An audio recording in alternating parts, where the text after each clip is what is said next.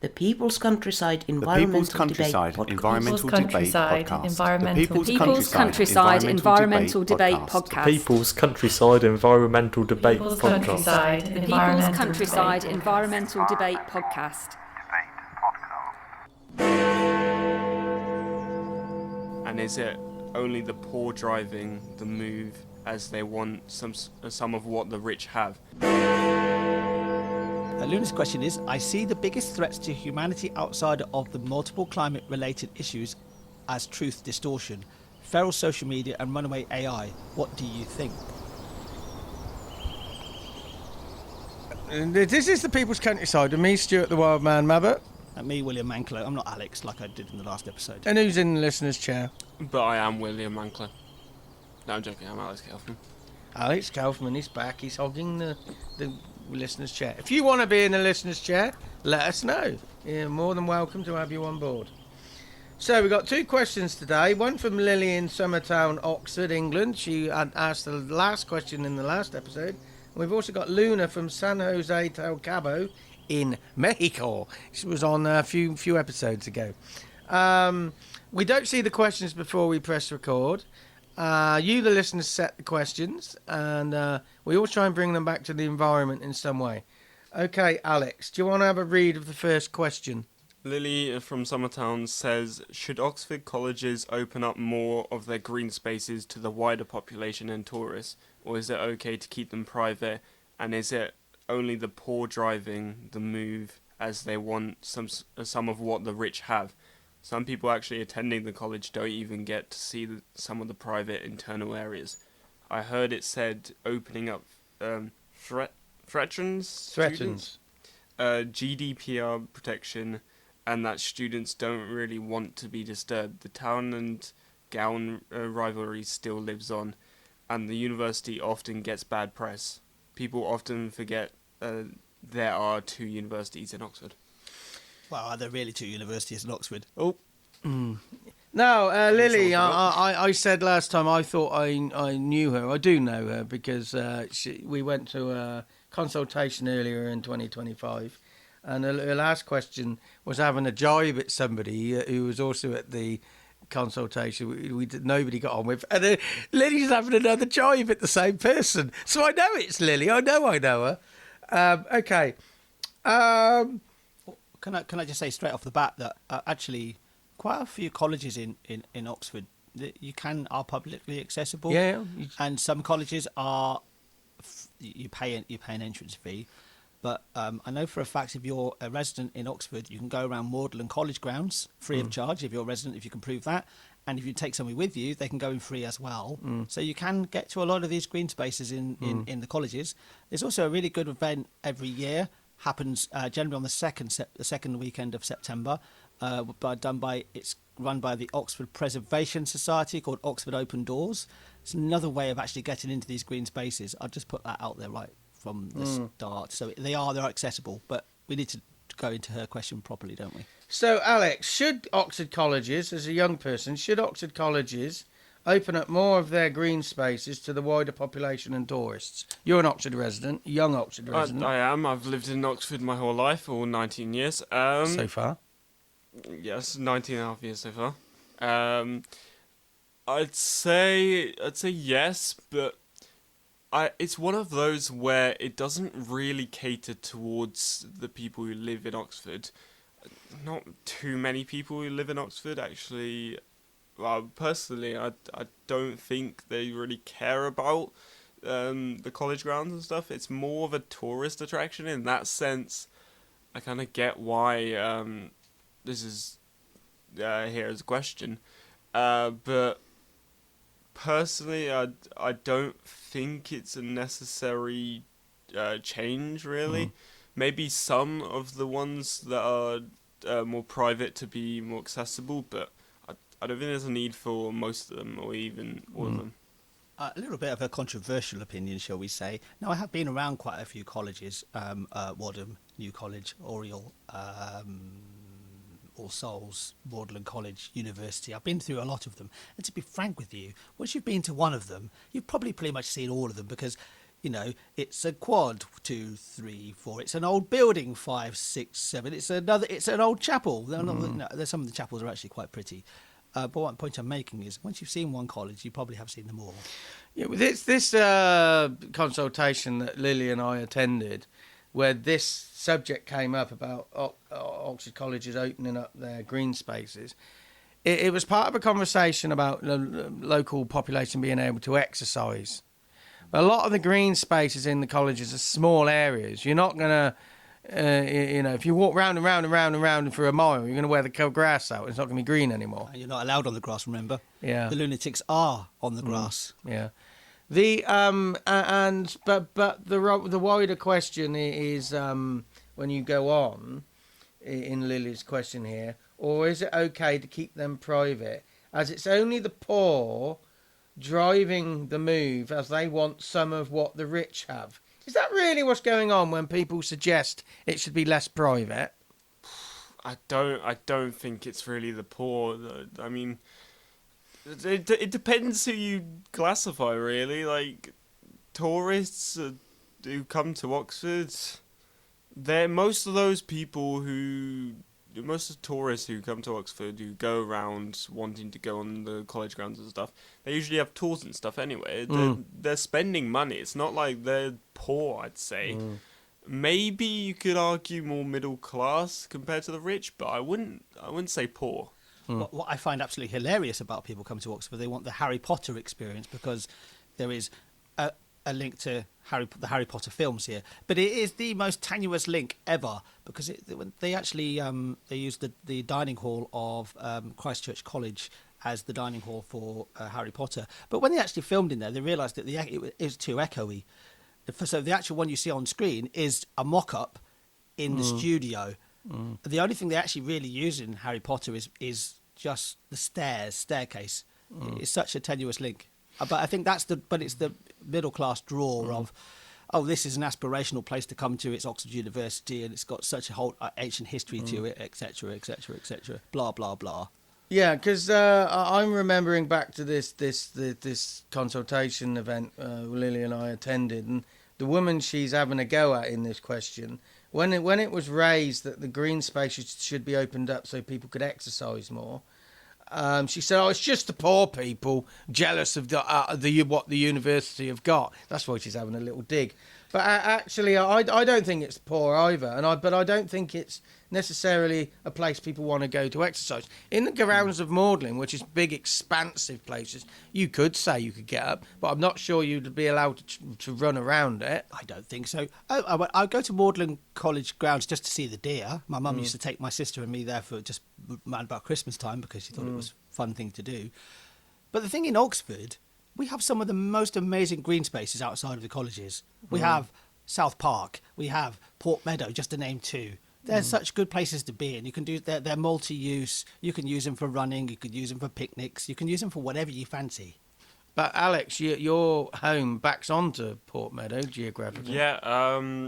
For me, I'd say Port Meadow and Whiteton Woods. Those are the main two green spaces, and yeah, they both offer, and I guess also Cutslow Park.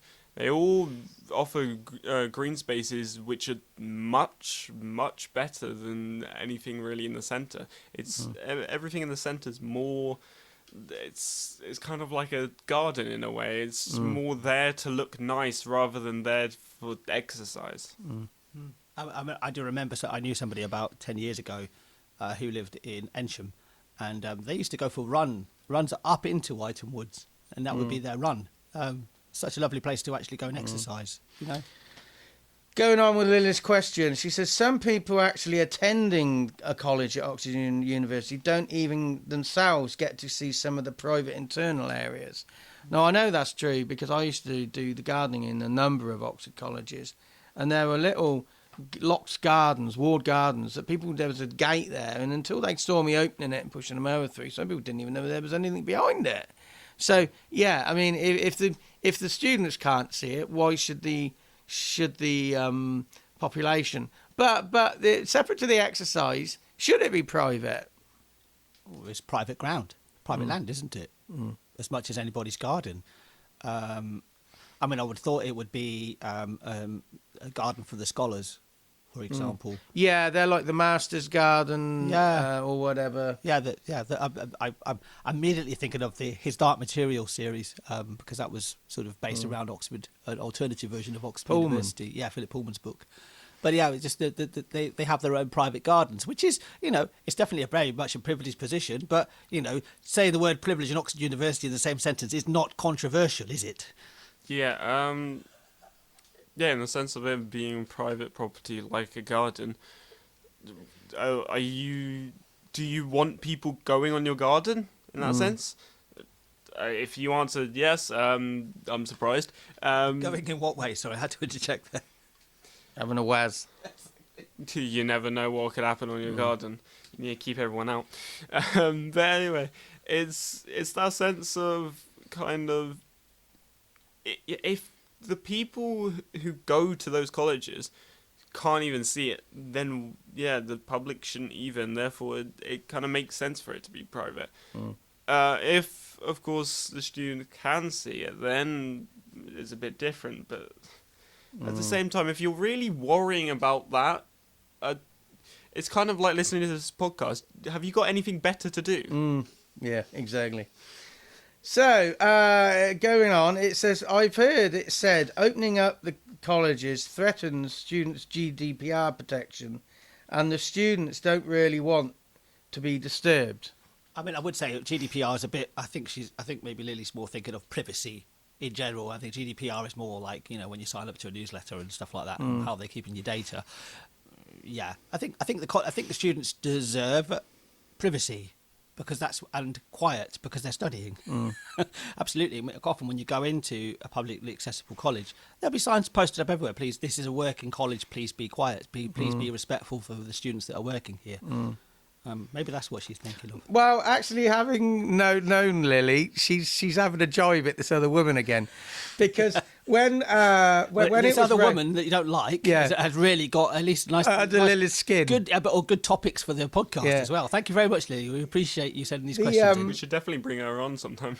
Lily, you should be sat in the listener's chair talking about GDPR. Come and sit in Alex's chair because he's kept it warm for too long. This woman who was a bit of a pain in the arse at this consultation event, she was part of what she thought was let's just say academia, and she thought she was better than us. And she was the one who came up with, you don't want to open up university grounds for exercise because it infringes on students' GDPR. And students don't really want to be disturbed. And the funny thing was, the consultation was being conducted by university students. And I said to the three of the students who were leading this thing, I said, do you feel it impinges on your GDPR by having people, while you're sat on a bench reading a book, doing some notes, do you think it affects your GDPR? And they all shook their head. Said, in no way at all. And I said, as students, do you not want to be disturbed? We don't mind, because when people generally come into the college, they're respectful and quiet. And the woman who raised this, you're so young, you don't know what you're talking about. So patronising. Lily, this woman's really got under your skin. But that's my own experience talking about, how respectful people are going into the colleges. Yeah. Every time I've gone into look at the college grounds and look at the college, I am fascinated by the colleges because there's some really interesting architecture, especially. But it's generally people are very quiet because it's a respectful place. It kind of feels a lot like when you go into a big cathedral or church. People are respectful because it's you might not even be a Christian in that sense in that situation, but you're respectful of that quiet and peace. Just quickly, just deleted something. Bear with me. Lily mentions the town and gown rivalry still lives on. Yeah. And the university, bloody students. The university often get bad press, but people often forget there are two universities. What's the town and gown, Alex? What's your perception of it? Point proven. Until actually, I don't even remember when, but Yeah, for a while I thought there was only one university in Oxford, and I've lived here, so that's saying a lot. I do not know what Town and Gown rivalry actually is. I think that's because he's too middle class, William. Maybe. So what do you think town and gown means? What do you think? Think about it. Two universities rivalry. No. One. No. No. I think about it. It's town and gown. The town versus the gown. Yep. Yeah.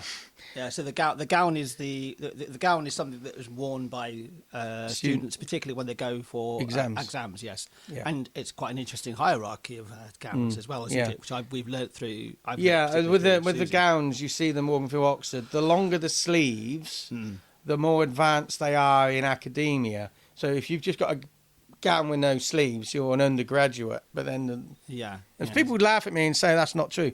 All right, then. But you can see it when they go for their exams. So that's town and gown. I would say, there are two universities, because Brookes, of course, is a university. But I think there's also two cities of Oxford. So you've got the city centre, which is where all the lovely people go to, and it's very nice and pretty and lovely and all that sort of stuff. But then there's the real Oxford, where people actually live and actually get on with their life. Town and Gown it goes back 1,000 years or so, where the poor, the townspeople, they rioted and killed students and stuff. Oh, the locals were always having punch-ups with the students. Yeah, it's just this rivalry of the haves and the have-nots. That's where this thing... It's only the poor driving this. I would say that... I discovered that somebody's studied at Oxford. My first reaction as somebody who's been from Oxford, lived in Oxford all their whole life is, it's another bloody student. Yeah, and so that's what a town and gown is, just the rivalry between the locals and then everything that goes on within the 1 square mile of the city centre. That's what town and gown is. But people often think there are only two universities. Well, Brookes is a relatively modern phenomenon in the last 30 years. It was a polytechnic. 92, I'm going to say. Something like that. Because it was Oxford Polytechnic, wasn't it? Yeah. Which was a technical college. Yeah. It developed from the technical college. I think something happened. I believe something happened around about the early 90s. Some legislation came into being, which is why you end up with a lot of universities. And De Montfort in Leicester is another good example of that would have been originally a polytechnic. Brookes has actually expanded a heck of a lot. I mean, I seem to understand that they were supposed to only have a number of 6,000, 7,000 students to begin with, but they are way beyond that now, and they are as a bigger player in as far as land ownership in Oxford, or at least land usage in Oxford, is almost as Oxford University is. Alex? I'm just trying to see when exactly Brookes opened, but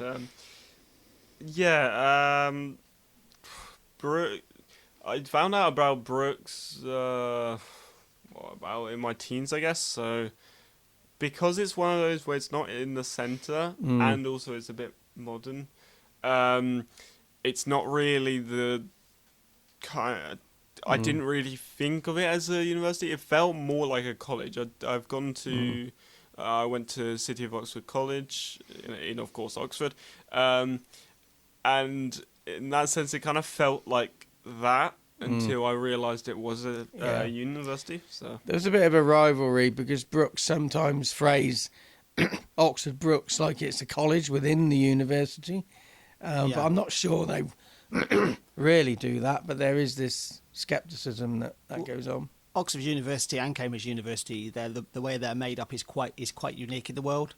The way its colleges under a university umbrella. I mean, I've just looked at the Wikipedia article, and what became Brookes University was established in 1865, but it wasn't established as Oxford Brookes University until 1992. In fact, right where we're sat right now, if you go down about half a mile down the road, there's a blue plaque on the wall for Brookes himself, the guy who the college is actually the university is named after. Yeah. And the last bit of this question was people often forget there are two universities. So this annoying little woman who was at this conference thing, Lilly, her point was she was obviously defending, regardless of how wrong she was, Oxford University, because there were a lot of people saying the university could do more to be environmentally sustainable, because not a lot happens in the city centre of Oxford unless the university agree to it, frankly. and she was defending to her last breath that Oxford University aren't the devil, and then could only come up with the fact that there are two universities in Oxford. They're all as bad as each other. They're not run necessarily as sustainably as they could be. But anyway, I love the fact that you had a bee in your bonnet, Lily. We both went to the same event, and you bothered to send this question in. An environmental action. Let me just have a quick squiz. My thought, we've said that lots of the green spaces referred to in the university here are very, very small. They're not necessarily any good for our exercise, but they are little ecosystems, so they are valuable, so they shouldn't be overlooked. Alex, environmental action. Just enjoy what you can. I mean, there's still a lot of accessible green spaces in the centre, as well as outside the centre. So just enjoy what you can, yeah. I reiterate Alex's point there. Go on Google Maps, you'll find a local green space that is really close to you. I mean, the one thing that I really rediscovered during the lockdown was Florence Park. It's a great little park in East Oxford. And also I live right next to Marsh Park, which is more of a recreation ground, but it's still a big green open space that a lot of people don't actually know about. So there's always green spaces on your doorstep. Go and use them. That's your environmental action, because being out there in nature, actually being surrounded by animals, being surrounded by the greenery, you might actually realise that you don't want to lose this stuff. This is really good shit, man. It lowers your blood pressure. It reduces anxiety and stress, because you're actually out there and engaging with the natural world. Yeah, so I often say Oxford's a very, very green city, and people argue with me on that. Said, and I think, well, I've lived in Manchester and places like that. It's not a green city, those places. You can get, and you're never very far from anywhere green in Oxford. But what I will concede is that a lot of that green space isn't biodiverse. It's not the ecosystems aren't managed very well. It might be green, but it could be more beneficial. Yeah, I would also say London is a very green city as well. I've been to Barcelona, for example, which is a complete opposite, and I've been to Philadelphia, which is a complete opposite. I've been to places which has no greenery at all, and Oxford and London, I would say, are both very green cities. Okay, so we got the second question now. Luna's back from San Jose del Cabo in Mexico. Do you want to read that question, William? That's a very dodgy way of pronouncing Mexico. So, Luna, thank you very much for your question.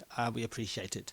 Luna's question is, I see the biggest threats to humanity outside of the multiple climate-related issues as truth distortion, feral social media and runaway AI. What do you think? I would link the social media, runaway and AI, because people are just putting so much crap out there. I'm just swearing too much today. Are using AI to make really just terrible social media posts, and people are actually believing that sort of rubbish. So that's a truth distortion as well. So yes, it is. So she said, I see the biggest threats to humanity outside of the multiple climate-related issues. Truth distortions, feral social media and runaway AI. It's sort of all the same thing, isn't it? Alex, feral social media, what's your take on that as a young person? I mean, it's all propaganda, isn't it? It's the age-old thing. My granddad would call it proper bullshit, but there you go. There you go. Now we've got two people swearing. Now I need to end off the episode with me swearing.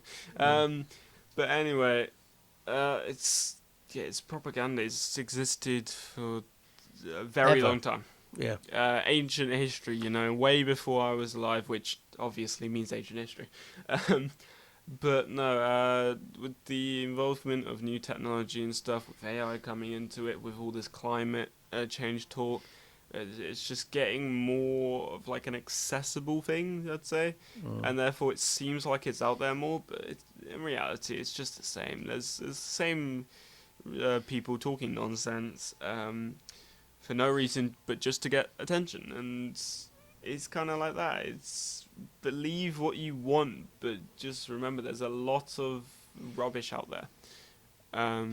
I would go for more, just to go to as many sources as you possibly can do when it comes to information as well, because, if you believe in one source alone and that's all you get, where you get it from, and also when you do listen to when they're talking, like we are out on this podcast now, we're talking about our own opinions. Take them as what they are. Take them as just the opinions, and not fact. See what sits with you, and see with what kind of like. No, I'm not too sure about that. I think it's a really good reason to send another question in, because we've only got 16 or 12 now 12 at the end of this episode. 12 left at the end of this episode, so it's a perfect time to send a question in. Do you like the segue? Yeah. Well, the Luna's question really is, she says the biggest threats outside of climate-related issues as this truth distortion, feral social media and runaway AI, but asks, what do we think? Are they the biggest threats outside of the climate-related issues, or are there other things to consider? But to what? What are the threats towards? Like, if that's not there, then it's like the age-old question. Someone says, "Oh, I've got 100 or something."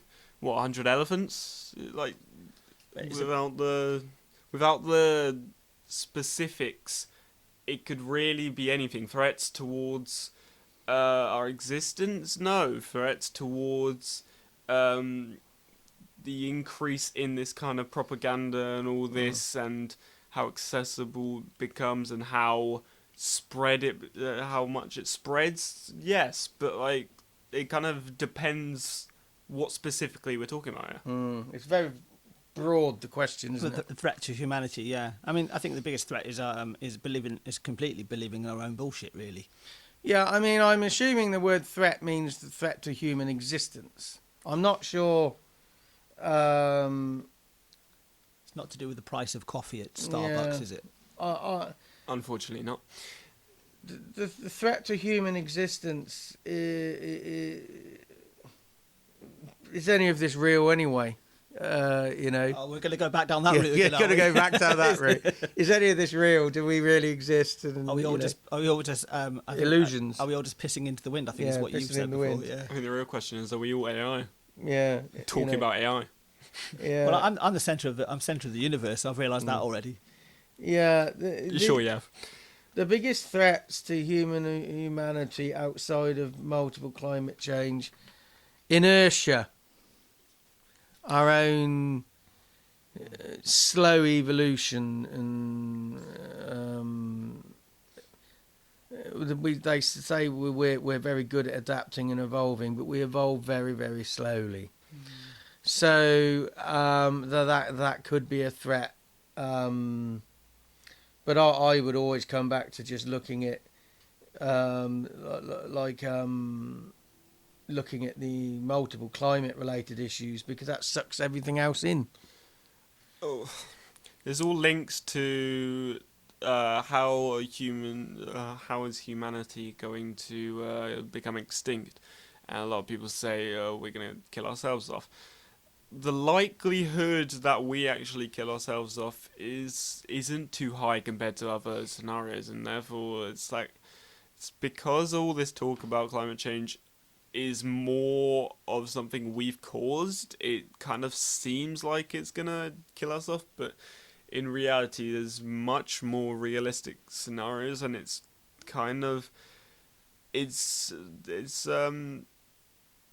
like a cloud just blocking out the other kind of ideas, really, and because of that it's clouded our judgment, basically. An action, William? Yeah, just don't believe in your own bullshit, because I think we often have this sort of like we definitely have this internal world where we have these specific beliefs about the world around us. We've talked about destiny in the past, and I didn't believe in destiny, but then through the conversation that we had, I actually listened to what at that episode it was Stuart and Alex alongside me, and I actually listened to what they said, and I've reevaluated my position. So yeah, the action is just continually reevaluate your position, and particularly when you get new information that contradicts what you currently believe. My environmental action is don't overthink it. If you keep thinking about things too much, you're just going to just drown in the stuff.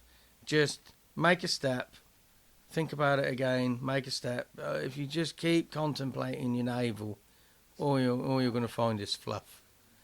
Yeah, I definitely agree with that because it's just one of those where it's not humanity is not going to become extinct in our lifetime. Therefore, it's not a threat in anyone's lifetime at the moment. So, just you don't have to think about it like that. My action is actually try and find some reliable source for your news or whatever. A good source is News Daddy on TikTok and YouTube. Highly recommend the News Daddy Empire. But yeah, just someone who you kind of trust is always a good point to go back to, especially with all this propaganda. So that one you just pulled up, what was that again? News Daddy. And this is not sponsored by at all because I've never heard of this, but why would you particularly recommend them? Because unlike all these corporations like the BBC and stuff, it's just a guy on his own who does news for a living, enjoys it, and he's just a trustful guy. So yeah. Is what he puts out there facts or just opinion? Facts. He doesn't put in any opinion. He always leaves it to facts, and it's nice because it's someone who more caters towards the people rather than including all this bullshit about I think this. Let's get someone else in to analyze and see what they think. It's more just straight down to the facts. It's also short form content, which makes it accessible to more my generation, and it's kind of something. It's nice for everyone, and it's that kind of market of news people, news influencers, like on their own without a team, is growing more and more, and it's becoming something that's, I think, good. So it's definitely something like that. It should be a good, trustful source for news, and yeah.